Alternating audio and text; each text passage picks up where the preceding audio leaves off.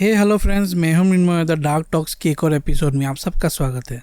दोस्तों, आज का जो केस है वो 2008 में हुआ था और वो एक इंडिया का बहुत बड़ा एक मर्डर केस है।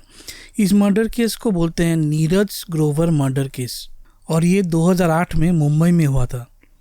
दोस्तों, हुआ ऐसा था कि नीरज ग्रोवर, जो कि एक सिनर्जी एड लैब्स करके कंपनी में काम करता था, एक टेलीविज़न एग्जीक्यूटिव था जो नए टैलेंट्स को काम दिलवाता था बॉलीवुड या सीरियल्स में। तो मई 2008 में इस नीरज ग्रोवर की लाश एक अपकमिंग एक्ट्रेस मारिया सुसैराज करके उसके घर से मिलती है। इस केस में मारिया सुसैराज और उसके जो बॉयफ्रेंड थे, जिसका नाम था जेरोम मैथ्यूज, इन दोनों को गिरफ्तार किया जाता है। दोस्तों, इस केस को 2008 में एकदम सिग्निफिकेंट प्रेस कवरेज मिला था। मीडिया इसके पीछे एकदम पागल जैसी हो गई थी और इस केस में क्राइम करने से भी ज़्यादा, क्राइम करने के बाद यानी कि खून करने के बाद उसको छुपाने के लिए जो कुछ किया गया वो बहुत ही एकदम एक जघन्य चीज़ उन्होंने की थी और इस चीज़ से लोग एकदम काँप गए थे जब ये न्यूज़ बाहर आई थी। तो चलिए दोस्तों, शुरू करते हैं आज की कहानी। शुरू करने से पहले दोस्तों, प्लीज़ मेरे चैनल को लाइक और सब्सक्राइब ज़रूर कर दीजिए। लाइक तो कीजिए इस वीडियो को, ताकि इस वीडियो की एंगेजमेंट बढ़े और हमारा चैनल और ग्रो करे। दोस्तों, मारिया सुसैराज साउथ इंडियन फिल्मों की एक छोटी मोटी एक्ट्रेस थी जिसने 2-3 ऐसे मूवीज़ में ही काम किया था और उसका एक बॉयफ्रेंड था जिसका नाम था जेरोम मैथ्यूज, जो एक्चुअली आर्मी में लेफ्टिनेंट था या नेवी में। इन दोनों का रिलेशनशिप बहुत पुराना था, क्योंकि अगर कुछ आर्टिकल्स की माने तो इन दोनों ने स्कूल में भी पढ़ाई एक साथ की, फिर कॉलेज में भी, और एक ही जगह के वो लोग थे। शायद वो लोग केरला के कोचीन से थे और काफ़ी गहरा संबंध था। रिलेशनशिप बहुत ही ज़्यादा पुराना था। इस घटना के 2 महीने पहले वो लोग एंगेज भी हो गए थे। अब मारिया जो है वो काम की तलाश में मुंबई आ जाती है, क्योंकि शायद साउथ में उसको इतना काम नहीं मिल रहा होगा, तो हिंदी फिल्मों और सीरियल्स में काम करने के लिए वो मुंबई आ जाती है और मुंबई आके वो इस नीरज ग्रोवर नाम के युवक से मिलती है। नीरज ग्रोवर जो है वो एक कंपनी में, जैसे मैंने आपको पहले बोला, काम करता था और ये एक टेलीविज़न एग्जीक्यूटिव था। नए एक्ट्रेस को वो सीरियल्स में काम देता था, उनके ऑडिशंस भी लेता था और इसी तरह से वो मारिया से भी मिला। अब मारिया और जो नीरज है उनके आपस में बातचीत हुई, लेकिन क्योंकि मारिया को हिंदी नहीं आती थी उसको एक सीरियल में काम नहीं मिला। लेकिन जो नीरज है वो मारिया को कहीं ना कहीं काम दिलवाना चाहता था और जैसे कि मैंने आपको बोला, इन दोनों के बीच में काफ़ी अच्छी दोस्ती हो गई थी। तो मारिया भी ये चाहती थी कि ये इसका ऑलरेडी बॉलीवुड या फिर ये हिंदी सीरियल जगत में कुछ ना कुछ तो बात है, क्योंकि नीरज पहले भी फिल्मों और सीरियल्स में काम कर चुका था। तो वो भी इस अपॉर्चुनिटी को नहीं खोना चाहती थी और नीरज के साथ वो बराबर कांटेक्ट में थी। अब दोस्तों, मैं आपको एक बात बोलूँ, पता नहीं किस वजह से ये नीरज ग्रोवर के बारे में मारिया ने अपने बॉयफ्रेंड जो है जेरोम मैथ्यूज उसको बता दिया था। ऑब्वियसली ये नहीं बताना चाहिए था, लेकिन बता दिया था कि ऐसा मुंबई में उसका एक दोस्त हो गया है जो फिल्म इंडस्ट्री में ही है और उसको काम वगैरह, ऑडिशंस वगैरह के लिए हेल्प करता है। और ये जो मैथ्यूज है दोस्तों, जो लड़का है, ये एक बहुत ही पॉजिटिव लड़का था जो मारिया के प्रति उसका प्यार बहुत ही अंधा प्यार था और बहुत ही पॉजिटिव था। तो वो ये बात सुन के तो ऑब्वियसली उसको अच्छा थोड़ी लगेगा।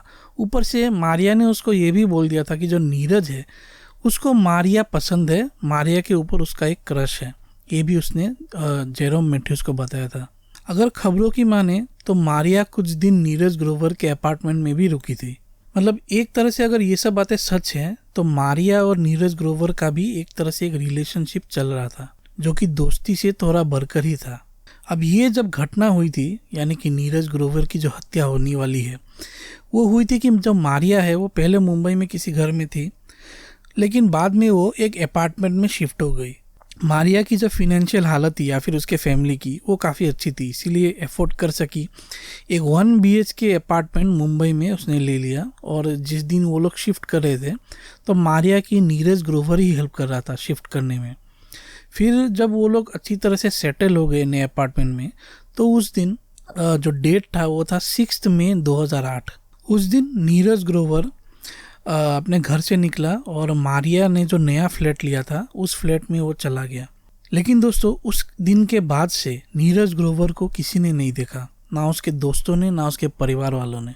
जब 24 घंटे तक किसी ने भी उसको नहीं देखा, उसका कोई अता पता नहीं था, तो उसके फैमिली ने पुलिस स्टेशन में एक मिसिंग पर्सन्स की रिपोर्ट दाखिल कर दी और उन्होंने इस रिपोर्ट में ये भी बोला कि जिस लड़की के घर ये गया था, क्योंकि उनको पता था कि ये मारिया के साथ ही था, तो इस लड़की पर उनका शक है करके पुलिस को उन्होंने ऐसा बता दिया। अब जब पुलिस मारिया के नए घर पहुंची और उसको वहाँ पर पूछताछ की पुलिस ने, तब मारिया ने बताया कि नीरज यहाँ आया था और ट्यूसडे जो मतलब 6 मई था उस दिन वो वहाँ पे था, लेकिन वो चला गया था वहाँ से रात को करीब 12 बजे के करीब वो वहाँ से चला गया था। उसने ये भी बताया कि वो किसी अंधेरी में अपने दोस्त के पार्टी में चला गया था। लेकिन दोस्तों जिस तरह से मारिया बात कर रही थी, पुलिस को इसके ऊपर पूरा शक हो गया, क्योंकि दोस्तों मारिया जो है वो कोई प्रोफेशनल क्रिमिनल नहीं थी, तो उसको इतना कुछ नहीं पता था। मतलब पुलिस देख के ही हम लोग तो घबरा जाते हैं। तो 10 दिनों तक, आने वाले 10 दिनों तक पुलिस उससे पूछताछ करती रही, काफ़ी कठिन तरीके से पूछताछ की और मारिया भी टूट गई इनके सामने। और उसके बाद उसने सब कुछ उगल दिया जो कि सच था। और जो सच है दोस्तों वो काफ़ी ख़तरनाक है, काफ़ी ख़तरनाक। और वो सच ये है, अभी मैं आपको बताऊंगा। दोस्तों ये जो अपार्टमेंट था वो मुंबई के मलाड एरिया में था और जिस दिन नीरज ग्रोवर गायब हुआ था, मतलब अपार्टमेंट के शिफ्टिंग के दिन ही, तो वो दिन था 6 मई।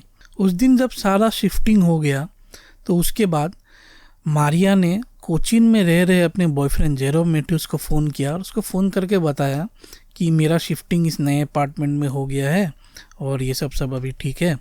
लेकिन उस दिन क्या हो गया दोस्तों, फ़ोन के बीच में ही जो कि नीरज ग्रोवर भी उस दिन उस फ्लैट में ही था, वो कुछ बोल रहा था मारिया को। और ये जो आवाज़ है एक दूसरे मर्द की आवाज़, ये जेरोम मैथ्यूज सुन लेता है। पहले से ही वो काफ़ी गुस्सेल आदमी था और पॉजेसिव तो था ही मारिया के प्रति। तब उसको बहुत ज़्यादा गुस्सा आया क्योंकि रात के करीब 11 बज गए थे और एक जो मेल है, एक मेल उसके घर में अभी तक था। तब जेरोम मैथ्यूज ने मारिया को बोला कि ठीक है, इसने तुम्हारी हेल्प की शिफ्टिंग में, ये सब ठीक है, लेकिन अभी बहुत लेट हो गया है, तुम उसको रात में अपने घर में मत रुकाना, इसको यहाँ पे रहने मत देना। इस तरह से जेरोम मैथ्यूज ने मारिया को बोला।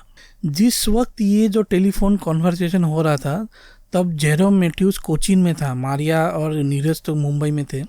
फिर मारिया ने बोला होगा कि ठीक है, इसको मैं नहीं रुकाऊंगी अपने घर पे, तुम भी जाके सो जाओ। लेकिन फ़ोन रखने के बाद दोस्तों क्या हुआ, जो जेरोम मैथ्यूज था वो काफ़ी शक हो गया उसके कि मारिया उसके पीछे इस नीरज से चक्कर चला रही है, कुछ ना कुछ इनके बीच में चल रहा है। उसका दिमाग इतना ख़राब हो गया कि उसी रात दोस्तों, उसी रात उसने एक लेट फ्लाइट ले ली और वो सीधा मुंबई आ गया। यानी कि 7 मई को वो मुंबई पहुंच गया और सुबह करीब 7 या 7:30 बजे उसने मारिया, क्योंकि पता उसके पास था, मारिया ने उसको बोला था कि मैं इस घर में छुट्टी हुई करके, तो वो उस फ्लैट में पहुंच गया और उसने कॉलिंग बेल बजा दिया। मारिया ने दरवाज़ा खोला और दरवाजे के सामने जेरोम मैथ्यूज को देखकर उसकी एकदम आंखें फटी की फटी रह गई। उसके एकदम होश ही उड़ गया क्योंकि उसने सोचा ही नहीं था कि उसका बॉयफ्रेंड इतना ज़्यादा शक करता होगा कि दूसरे दिन कोचीन से फ़्लाइट लेके वो ऐसे मुंबई आ जाएगा उसको देखने के लिए। दरवाज़ा खुलते ही जेरोम मैथ्यूज सीधा बेडरूम में चला गया क्योंकि 1 BHK अपार्टमेंट था तो एक ही रूम था। और जब वो रूम में दाखिल हुआ दोस्तों तो उसने देखा कि बेड पर नीरज ग्रोवर सोया हुआ है, मतलब बस वो उठा ही था, सोने की स्थिति में ही था। तब जेरोम मैथ्यूज को पूरा मामला समझ गया कि इन दोनों ने रात में एक साथ एक ही बिस्तर पर ये लोग सोए हैं और रात बिताई है। ये देख जेरोम मैथ्यूज को दोस्तों इतना ज़्यादा गुस्सा आया कि मतलब आप खुद ही सोचिए ऐसी हालत में क्या होगा, झगड़ा ही होगा। तो नीरज ग्रोवर और जेरोम मैथ्यूज के बीच में भयंकर झगड़ा शुरू हो गया, भयंकर झगड़ा। और तभी क्या हुआ, जो जेरोम मैथ्यूज था वो किचन में गया, एक बड़ी सी नाइफ वहाँ से लेके आया और वो आर्मी में भी था दोस्तों, तो ऑब्वियसली नीरज ग्रोवर से ज़्यादा ही स्ट्रॉन्ग और कैपेबल होगा। तो उसने नीरज ग्रोवर पर वार कर दिया और इतनी बार नीरज को उसने छुरी मारी, इतनी बार कि नीरज की वहीं पे मौत हो गई। ये पूरा जो मर्डर था ये मारिया सुसेरास के सामने ही हुआ था। चाकू इतना बड़ा था दोस्तों, 9 इंच का चाकू था। आप खुद सोचिए इतना बड़ा चाकू अगर एक आदमी को कितनी बार मारा जाए तो वो जो सीन होगा, जो ये जो जो क्राइम सीन होगा वो कितना विभत्स होगा, कितना खून खराबा होगा। आप खुद सोचिए किस तरह का माहौल हो गया होगा वो रूम में। अब दोस्तों ये सब तो जेरोम मैथ्यूज जब बहुत गुस्से में था, एकदम हीट ऑफ द मोमेंट ये पूरा का पूरा मामला हो गया। लेकिन थोड़ी देर बाद जब उसका गुस्सा थोड़ा सा ठंडा हुआ, तब मारिया और ये जो जेरोम मैथ्यूज है उनको लगा कि उन्होंने क्या कर दिया है और ये कितना बड़ा एक मामला हो गया है, क्योंकि अब उनके एक नए घर में एक डेड बॉडी पड़ी हुई है। वो तब भी पुलिस के सामने मतलब ऐसा कन्फेस कर सकते थे कि ये सब हो गया, लेकिन उन्होंने जो गलत रास्ता है वो अपनाया। उन्होंने सोचा, स्पेशली जो जेरोम है, उसने सोचा कि इसके बॉडी को डिस्पोज कर देंगे और उसके बाद वो अपने अपने घर चले जाएंगे और ये केस किसी के सामने नहीं आएगा। लेकिन यही सबसे बड़ी उनकी गलती थी दोस्तों। फिर जेरोम ने क्या किया, करीब उसी दिन 11 बज चुके थे उसी फ्लैट में, वो लोग थे, लाश भी उधर ही थी। तो मारिया और जेरोम, मारिया के पास एक कार भी थी जो शिफ्टिंग के लिए उसने किसी फ्रेंड से ली हुई थी। ये दोनों एक शॉपिंग मॉल में जाते हैं और वहाँ से 2 बड़े एयर बैग खरीदते हैं और बहुत सारी चीज़ें खरीदते हैं, चाकू खरीदते हैं, पॉलीथीन बैग्स वगैरह बहुत सारी चीज़ें खरीदते हैं और फिर से अपने दोबारा उस फ्लैट में आते हैं। वो दोनों जो डेड बॉडी है उसको किचन में लेके जाते हैं और उस डेड बॉडी के बहुत सारे टुकड़े कर देते हैं। शायद ये जेरोम ने ही किया था और मारिया ने भी थोड़ी बहुत मदद उसकी की थी। दोस्तों आपको सुन के हैरानी होगी, लेकिन उसने नीरज की बॉडी के एकदम छोटे छोटे टुकड़े कर दिए।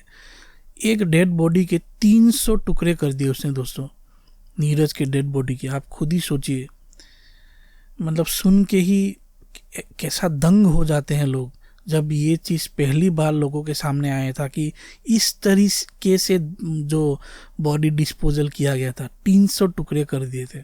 खैर अभी इतने सारे टुकड़े करने के बाद उनको पॉलीथीन में डाला, फिर अखबारों से उनको पैकिंग किया और फिर एयर बैग में डाला और दोनों उसी गाड़ी में बैठकर पास के ही एक जंगल चले गए और वहाँ पे जाके इधर उधर देखा कि कोई देख तो नहीं रहा है। उसके बाद उन दोनों बैग्स में पेट्रोल छिड़क कर उन दोनों बैग्स को आग लगा दी और पूरा सबूत वहाँ पे मिटा दिया। डेड बॉडी को जलाने के बाद वो लोग मुंबई वापस आए और जो जेरोम मैथ्यूज था वो वहाँ से कोचिंग चला गया और मारिया फिर उसी फ्लैट में रहने लगी। आप खुद सोचिए दोस्तों, ये लड़की किस तरह की साइको होगी, उसी फ्लैट में वो रह रही है। अब दोस्तों क्रिमिनल या फिर मर्डरर जितना भी शातिर हो, जितना भी ये सब चीज़ों से बचने की कोशिश करे, लेकिन पकड़े वो जाते ही हैं। स्पेशली 2008 तो इतनी पुरानी बात भी नहीं है, CCTVs है, मोबाइल फ़ोन्स है, कितना कुछ है।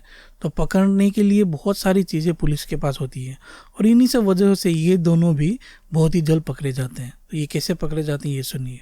जब दोस्तों इन्होंने मतलब गलती ये कर दी थी, जब ये लोग नीरज ग्रोवर की बॉडी के टुकड़े फेंकने जा रहे थे, तब नीरज का जो फ़ोन है वो बजता है और ये लोग जो मारिया है वो कुछ सेकंड्स के लिए वो फ़ोन उठा लेती है। ये एक्चुअली देखा जाए तो फ़ोन उठाती भी नहीं है दोस्तों, ये गलती से हो जाता है, क्योंकि जब फ़ोन बज रहा था तब वो पॉकेट से फ़ोन निकालने जाती है तो मतलब गलती से फ़ोन रिसीव हो जाता है। इस खून के बाद भी ग्रोवर का जो मोबाइल फ़ोन है वो मारिया के पास रहता है। उसने जब देखा कि ये फ़ोन कनेक्ट हो गया था, उसने जल्दी से उसको डिसकनेक्ट कर दिया था। लेकिन इतनी देर काफ़ी था कि पुलिस वालों को ये पता लगाना कि ये फ़ोन कहाँ पे है, उसका लोकेशन कहाँ पे है। और जब पुलिस ने ये पता लगाया तो उनको पता चल गया कि नीरज ग्रोवर का फ़ोन और मारिया का फ़ोन मतलब एक ही साथ है। तो ये एक बहुत ही स्ट्रॉन्ग फिजिकल एविडेंस हो गया था मारिया को नीरज ग्रोवर के मौत के साथ जोड़ने का। मारिया को जब अरेस्ट किया गया था तब करीब 10 दिनों तक उससे पूछताछ की गई थी, मैंने पहले बोला था आपको। लेकिन 10 दिनों तक वो पुलिस को इधर उधर घुमाती रही। ये भी उसकी एक काफ़ी बड़ी बेवकूफ़ी थी। अगर वो पहले कन्फेस करती तो ये केस और भी जल्दी सॉल्व हो जाता। लेकिन 10 दिनों तक वो पुलिस को अनाप शनाप बोलती रही। कार जिसकी कार थी वो भी उसने झूठ बोला था। पहले उसने ये भी बोला था कि नीरज चला गया था, तो ऑब्वियसली उसका फ़ोन फिर इसके पास ही कैसे मिलेगा। तो इस तरह की बातें कर 10 दिनों तक उसने पुलिस को घुमाया। लेकिन आखिरकार पुलिस ने जिस सख्ती से उससे पूछताछ की तो उसने अपना मुंह खोल लिया था। अब लोगों को ये तो शक हो गया था कि जो मारिया है वो नीरज ग्रोवर के मर्डर में शामिल है, लेकिन जो जेरोम है उसको इससे कैसे लिंक किया जाए। तो ऑब्वियसली मारिया ने कन्फेस तो किया था, लेकिन सबूत जुटाने के लिए पुलिस ने ये भी देखा कि जो मैथ्यूज था उसने जो 6 और 7 नवंबर के बीच मारिया को कई बार फ़ोन किए थे। कई बार मतलब जानते हैं दोस्तों कितनी बार, 1000 बार उसने इस एक दिन में मारिया को फ़ोन किया था। मतलब किस तरह का ऑब्सेसिव आदमी होगा आप सोचिए दोस्तों। तो फिर पुलिस के पास एनफ एविडेंस है इन दोनों को उठाने के लिए। मारिया को तो उठा ही चुके थे और कोचीन से जाकर फिर जेरोम मैथ्यूज को भी गिरफ्तार कर लिया गया। अब ये केस फिर चलता रहा, पुलिस की इन्वेस्टिगेशन में चलती रही। जिस चाकू से ये पूरा हत्या हुआ था और जिस चाकू से उसके बॉडी को काटा गया था, वो दोनों भी गार्बेज से पुलिस को मिल गए। काफ़ी दिनों तक नहीं मिले थे, लेकिन पुलिस ने भी काफ़ी अच्छा मतलब उन्होंने काम किया और ये सबूत उन्होंने जुटाया।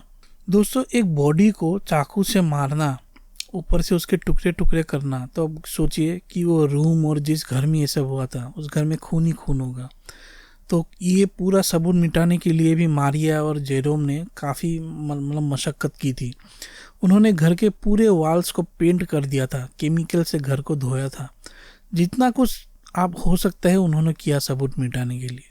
अब दोस्तों, ये मर्डर तो काफ़ी ही ब्रूटल और ग्रूसम था, लेकिन इसकी जो सज़ा इन दोनों को मिली वो भी काफ़ी डिबेटेबल है, क्योंकि ये सज़ा इन दोनों को काफ़ी कम मिली, काफ़ी कम। सोच के ही शायद आपको मतलब गुस्सा भी आ जाए। जब ये वर्डिक्ट आया इस केस का, तो मारिया जो सुसैराज है उसको सिर्फ 3 साल की सज़ा हुई दोस्तों, सिर्फ 3 साल की। और जब तक ये सज़ा हुई, ये केस पूरा हुआ, तब तक वो 3 साल हो भी चुके थे, शायद कुछ ज़्यादा ही हो गए थे। और फिर केस ये वर्डिक्ट आने के बाद उसको छोड़ भी दिया गया। सिर्फ 3 साल की सज़ा हुई। अब खुद सोचिए क्या ये जस्टिफाइड है? और जो ये था, जो जेरोम मैथ्यूज था जिसने किया था खून, उसको भी सिर्फ 10 साल की सज़ा हुई। मेरे ख्याल से तो इन दोनों को लाइफ टाइम सेंटेंस की सज़ा होनी चाहिए थी, लेकिन ऐसा हुआ नहीं। फिर इसका तर्क कोर्ट में ऐसे दिया गया कि जो खून हुआ वो गुस्से में हुआ। जो जेरोम था वो कोचीन से ये सोच के नहीं आया था, मतलब प्लान करके नहीं आया था कि इसका खून करेगा करके, तो गुस्से में हुआ, झगड़े में हुआ, इसी वजह से मतलब ऐसे सज़ा कम हुई। तो आप खुद ही सोचिए दोस्तों, ये क्या बात है? खून गुस्से में हुआ या जो भी हुआ, खून तो खून है। और इसने, लड़की ने भी इसको छुपाने की पूरी मदद की। ऐसा नहीं कि इन्होंने कन्फेस कर दिया। लेकिन फिर लड़की को 3 साल और जेरोम मैथ्यूज को 10 साल की सिर्फ सज़ा हुई। तो इस हिसाब से देखे तो लड़की तो बाहर आ ही चुकी है। और जो जेरोम मैथ्यूज है, अगर 2008 में उसको सज़ा हुई तो अभी 2023 हो गया, तो वो तो अभी तक निकल ही चुका होगा। तो इतने ब्रूटल तरीके से मर्डर करने के बाद भी एक मर्डरर अभी सोसाइटी में खुलेआम घूम रहा है शायद। नीरज ग्रोवर की जो फैमिली थी, उन्होंने इस मतलब वर्डिक्ट को कोर्ट में चैलेंज किया, लेकिन मतलब वो लोग काफ़ी ऐसे लोग नहीं थे जिनके पास काफ़ी पैसा है या फिर पहचान है, बड़े लोगों को जानते हैं। दोस्तों, ये सब तो आपको मालूम ही होगा कि इंडिया में ये सब जो कोर्ट कचहरी ये सब चीज़ें हैं, इनमें आपको पैसा खर्च करना पड़ेगा भरपूर, और कॉन्टेक्ट्स भी आपके होने पड़ेंगे, तब जाके मतलब एक ऐसा स्ट्रॉन्ग चांस रहता है कि आप कोई केस जीत पाए। अदरवाइज़ इनके पास ये नहीं था तो वो लोग ऐसा कुछ नहीं कर सकते थे। तो इस वजह से भी ये जो केस है और ज़्यादा आगे नहीं बढ़ पाया। तो दोस्तों, यही केस था आज, नीरज ग्रोवर मर्डर केस। काफ़ी इंटरेस्टिंग कहानी भी है और काफ़ी ब्रूटल और दुखद कहानी भी। इस कहानी के ऊपर राम गोपाल वर्मा ने एक मूवी बनाई थी, नॉट ए लव स्टोरी, और ये मूवी भी काफ़ी एक मतलब एक ब्रूटल मूवी है दोस्तों। मैंने देखी है मूवी, आप भी अगर चाहते हैं तो देख सकते हैं। तो दोस्तों, यही कहानी थी आज की। होप करता हूँ ये कहानी आपको अच्छी लगी है। अगर अच्छी लगी हो तो प्लीज़ मेरे चैनल को लाइक और सब्सक्राइब कीजिए, क्योंकि इस चैनल में आपको इस तरह के स्टोरी, क्राइम और हॉरर से रिलेटेड इसकी नरेशन बोल लीजिए या फिर स्टोरी टेलिंग बोल लीजिए, देखने को मिलती रहेगी। तो जल्द मिलता हूँ एक और कहानी के साथ। Till then, thank you so much.